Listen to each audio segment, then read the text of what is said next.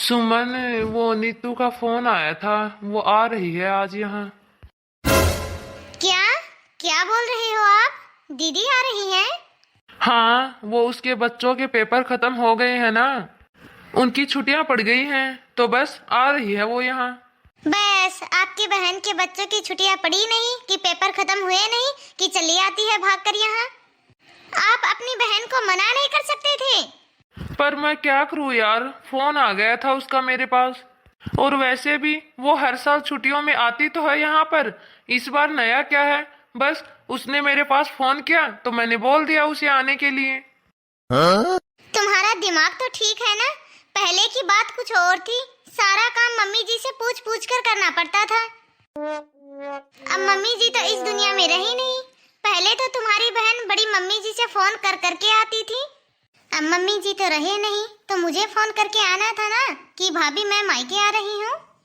अब ये घर मेरा है तो ये घर मेरे हिसाब से ही चलेगा। अब छोड़ो ना यार इन सब बातों को। वो 2-4 दिन रहेगी, उसके बाद चली जाएगी। और वैसे भी ये घर उसका भी तो है ना। ओह हेलो, ये गलतफहमी मत रखो। ये घर उसका जब तक था जब तक मम्मी जी जिंदा थी। कहते हैं ना, बेटे का मायका माँ से होता है, माँ नहीं तो मायका नहीं। और वैसे भी माँ कितना खर्चा करती थी उनके ऊपर, और हम कहाँ से करें उनके ऊपर इतना खर्चा, और क्यों करें? और वैसे भी हमारे पास क्या ज्यादा पैसे आ रहे हैं जो हम उनके ऊपर इतना खर्चा करें? क्या खर्चा है? छोटा मोटा ही तो खर्चा है। बस बाजार से कुछ ना कुछ तो लेके ही आना पड़ेगा ना। जब वो यहाँ आ रही हैं तो नाश्ता पानी वगैरह तो लेके ही आना होगा ना। तुम्हारा दिमाग तो खराब नहीं है? तुम्हारी बुद्धि में कुछ घुस नहीं रहा क्या? कोई जरूरत नहीं है उनके लिए कुछ लाने के लिए। जो कुछ घर पे बना है ना वो ही खा लेंगी। लेकिन यार समझा करो ना, जब पहले दीदी घर पे आती थी तो उनके लिए मार्केट से बहुत कुछ सामान आता था और घर पे भी बहुत कुछ खाना बनता था उनके लिए। तो अब क्या आज तुम कुछ भी नहीं बनाओगी उसके लिए? अरे यार, पहले मम्मी जी थे तो उनके लिए सब कुछ बनाना पड़ता था, वो मेरी मजबूरी थी। अब मम्मी जी तो है नहीं तो फिर क्या बनाना, टेंशन खत्म। जो बना है वो ही खा लेगी। ज्यादा नखरा करेगी तो रहे अपने घर में, यहाँ आने की कोई जरूरत नहीं है। और आप जी, मेरी बात ध्यान से सुनना। यदि अपनी बहन के ऊपर एक भी रुपया खर्च किया, मुझसे बुरा कोई नहीं होगा। और वैसे भी मम्मी जी ने बहुत कुछ दिया है दीदी को, भर भर के थैले। आप ये गलती भूल के भी मत करना। चल बाबा, अब तू बस कर, नहीं लूंगा उसके लिए कुछ भी। अब ठीक है? ठीक है। और यदि आगे से तुम्हारी बहन का फोन आए ना तो बोल दिया करना कि हम लोग घर पे नहीं हैं। जब सास थी तो वो बेटी बेटी करती रहती थी, और अब सास नहीं है तो भाई बहन बहन करता फिरता है। अरे दीदी, यदि आप पहले ही फोन करके मुझे बता देते ना तो मैं आपके लिए ढेर सारी तैयारियां करके रखती। आप यदि बता के आते ना दीदी तो मैं आपके लिए अच्छा अच्छा खाना बना के रखती। क्या बात है दीदी, अभी कुछ समय पहले ही तो छुट्टियां पड़ी थी बच्चों की, और आप यूं अचानक से आ गए, आपने बताया भी नहीं। भाभी, मैं तो छुट्टियां पड़ने का कब से इंतजार कर रही थी, और कब मैं अपने इस घर को जी भर के देखूं, अपनी माँ के बिस्तर पे सो सकूं, अपनी माँ की यादों को याद कर सकूं। इसलिए भाभी, मैंने सोचा कि जब भी बच्चों की छुट्टियां पड़ेंगी मैं अपने मायके जरूर जाऊंगी। और भाभी, आप कह रहे हो कि मैंने बताया नहीं? मैंने तो भैया को फोन करके बताया था कि मैं आ रही हूँ। क्यों भैया? अरे दीदी, आपके भैया तो एक नंबर के भुलक्कड़ हैं, ये तो भूल ही जाते हैं। अगली बार आओ ना तो मुझे फोन करके आना। अच्छा ठीक है भाभी। और भैया, कैसे हो आप? मैं भी ठीक हूँ। और भैया, आपका काम कैसा चल रहा है?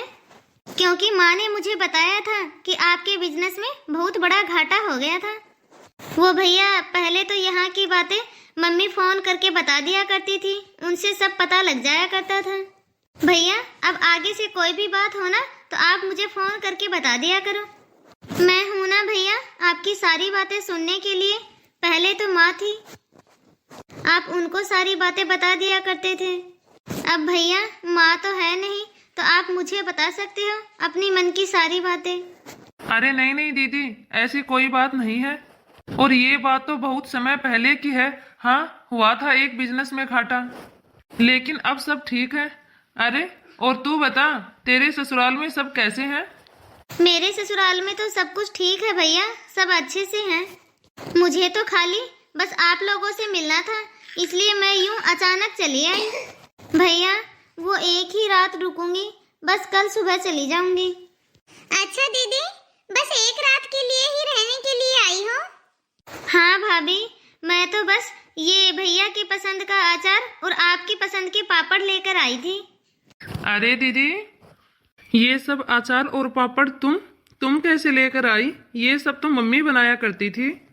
हाँ हाँ भैया, पहले तो अचार और पापड़ मम्मी ही बनाया करती थी, लेकिन मैं लास्ट टाइम मम्मी के गुजरने से पहले आई थी ना यहाँ, तब मम्मी ने मुझे बताया था। मम्मी कहाँ गए थे आप? अरे बेटा, मैं तो ऊपर गई थी छत पे, वो मसाले सूख रहे हैं ना, बस उन्हीं को देखने के लिए गई थी।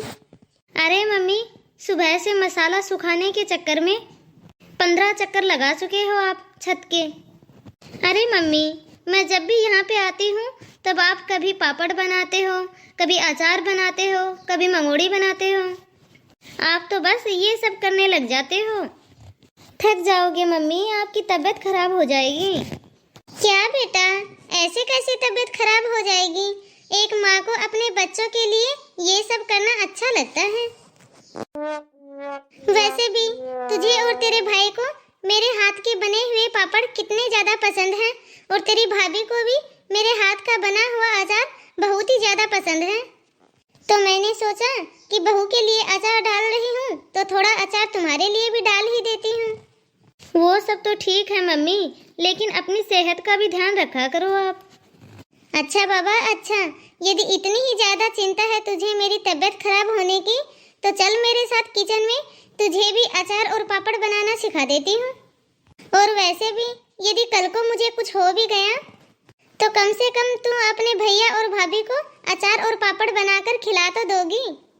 अरे मम्मी, ऐसे मत बोलो आप, कुछ नहीं होगा आपको। अमर कौन है बेटा इस दुनिया में? चल तेरे को सिखाती हूँ पापड़ और अचार बनाना। भैया, माँ के हाथ के जैसा तो स्वाद नहीं है इन अचार और पापड़ों में, लेकिन मैंने पूरी कोशिश की है।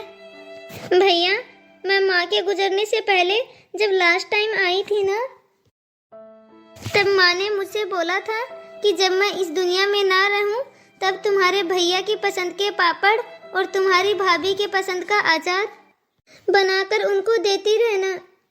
तो इसीलिए आज मैं माँ को याद करके आप दोनों के लिए अचार और पापड़ बनाकर लेके आई हूँ। चुप हो जा मेरी बहन, आज तो तूने माँ की याद को ताजा कर दिया। तू टेंशन मत कर, आज के बाद कभी भी तुझे इस घर में माँ की कमी महसूस नहीं होगी। दीदी चुप हो जाओ। सुनो जी, बाजार जाकर दीदी के लिए वो सब लेके आओ जो जो मम्मी जी इनके लिए मंगवाती थी। और दीदी, मैं आपकी पसंद का वो सब बनाऊंगी जो मम्मी जी मुझसे बनवाया करती थी। दीदी, मैं मम्मी जी जैसी तो नहीं बन पाऊंगी, लेकिन पूरी कोशिश करूंगी कि मैं आपको मम्मी जी की कमी महसूस नहीं होने दूं। भाभी, कौन कहता है कि मायका माँ से होता है? मायका तो मायके वालों से होता है, भैया भाभी से होता है। हाँ दीदी, आप बिल्कुल सही बोल रहे हो, मायका तो मायके वालों से होता है। नमस्ते दोस्तों, मेरा आप सभी से बस यही कहना है कि मायका माँ से नहीं, मायके वालों से होता है। चाहे भले मायके में कोई भी हो, भैया हो, भाभी हो, चाचा हो, चाची हो, चाहे फिर कोई भी हो, वो अपनी बेटी को, बहन को अच्छे से रखे तो बस वही मायका होता है। तो दोस्तों, आप सभी को हमारी यह कहानी कैसी लगी कमेंट में अपनी राय ज़रूर देना, और हमारे इस वीडियो को लाइक ज़रूर करना। और यदि आपने अभी तक हमारे चैनल को सब्सक्राइब नहीं किया है तो फटाफट से बेल आइकन दबाकर हमारे इस चैनल को सब्सक्राइब करें। तो बाय दोस्तों, मिलते हैं अगले वीडियो में। तब तक आप इस वीडियो को देखिए और एंजॉय कीजिए।